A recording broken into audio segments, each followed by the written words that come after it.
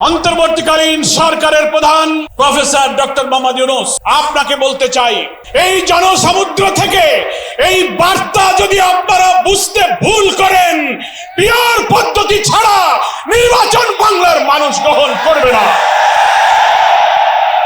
আমি প্রধান উপদেষ্টা, নির্বাচন কমিশনার সকলকে বলবো, আপনি জাতির উদ্দেশ্যে নিরপেক্ষ থাকার অঙ্গীকার করেছেন।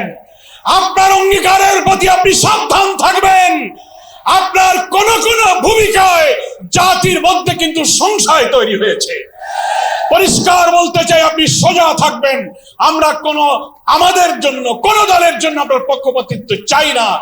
2000 ছাত্র জনতার জীবন, হাজার হাজার মানুষের রক্ত, 17-18 বছরের মানুষকে ফাঁসি, অত্যাচার, জুলুম, রিমান্ড, ক্রসফায়ার দিয়ে আলেম ওলামা পীর মাশায়েখদের যে নির্যাতন করেছেন, সেই সংগ্রাম আমরা ব্যর্থ হতে দেব না।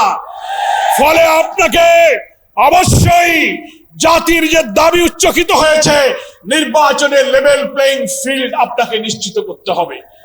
আপনি জাতির কাছে, জাতির উদ্দেশ্যে ভাষণে একটা কথা বলবেন, being a head of the government একটা কথা বলবেন, রাষ্ট্রীয় টেলিভিশনে একটা কথা বলবেন, কোন একটা দলের কাছে আলোচনায় গিয়ে সে কথা আপনি ভুলে যাবেন।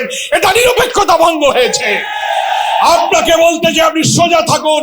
রাজনৈতিক সংলাপে আপনি দোষ করেননি, বৈঠক করার অধিকার সবার আছে, কিন্তু আপনি এক জায়গায় কথা বলে মত পরিবর্তন করবেন কেন?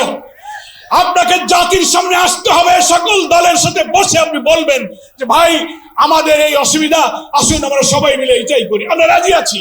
কিন্তু আপনার এই ভূমিকায় প্রশ্ন তৈরি হয়েছে, আগামী 8-10 মাস পরে যদি নির্বাচন হয়, আপনি সোজা থাকবেন কিনা? আপনাকে এই 8 মাসে নিরপেক্ষতার প্রমাণ আপনাকে দিতে হবে। আপনাকে নির্বাচনের আগে যে শর্ত, মানবতা বিরোধী গণহত্যাকারীদের বিচার অবশ্যই দ্রুত দৃশ্যমান করতে হবে। দিল্লিতে বসে দিল্লির তাবেদার শেখ হাসিনা এই বাংলাদেশকে আবার উস্কানি দিয়ে ভারতের সেবাদাসে পরিণত করার ষড়যন্ত্র করছে। অবিলম্বে নির্বাচনের আগে এই বিচার আমরা দৃশ্যমান দেখতে চাই। সংস্কারের ব্যাপারে অনেকে ঢিলা দিচ্ছেন, বলে ইলেকশন আর সংস্কার একসাথে হবে, ক্ষমতায় গিয়ে করব। কিভাবে বুঝলেন কে ক্ষমতায় যাবে? জনগণের ভোট লাগলে পান, তারপরে আপনি ক্ষমতায় যাবেন। এই ফ্যাসিবাদী আমলের রাজনৈতিক সাংবিধানিক সরকারের যে কাঠামো তৈরি হয়েছে বাংলাদেশে, এই কাঠামো তছনছ করে দিয়ে নতুন বাংলাদেশের নতুন বন্দোবস্ত কাঠামোর জন্য অবশ্যই মৌলিক সংস্কার প্রয়োজন। এই প্রশাসনিক ব্যবস্থার মধ্যে আমরা নতুন কোন ফ্যাসিবাদ, নতুন কোন হাসিনার আমরা জন্ম দিতে চাই না। এই জন্য সংস্কার আমাদেরকে করতে হবে। আন্দোলনের শহীদ আহত যারা, তাদের চিকিৎসা এবং পুনর্বাসন করতে হবে। প্রবাসী 1,10,00,000 ভোটার, তাদেরকে ভোটাধিকারের ব্যাপারে আপনাকে নিশ্চিত করতে হবে। স্থানীয় সরকার নির্বাচন আগে দিতে হবে। জুলাই সনদ এবং ঘোষণাপত্র অবশ্যই, জুলাই বিপ্লবের বার্ষিকী আমরা 1 তারিখ থেকে 8 আগস্ট পালন করব। এর মধ্যেই জুলাই সনদ এবং জুলাই ঘোষণাপত্র আপনাকে বাস্তবায়ন করতে হবে। সংগ্রামী দেশবাসী, বাংলাদেশ জামায়াত ইসলামীর সংগ্রামী আমির ডাক্তার শফিকুর রহমান, তিনি পীর সাহেব চরমনাইকে এবং আপনাদের সহ সকল দেশবাসীকে জামায়াত ইসলামীর পক্ষ থেকে সালাম এবং শুভেচ্ছা জানিয়েছেন।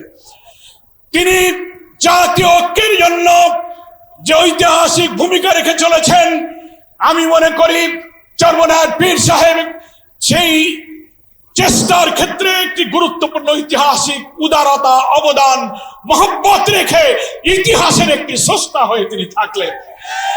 আগামী দিনে জাতীয় ঐক্যের মধ্য দিয়ে নতুন ফ্যাসিবাদের জন্মকে আমাদের ঠেকাতে হবে।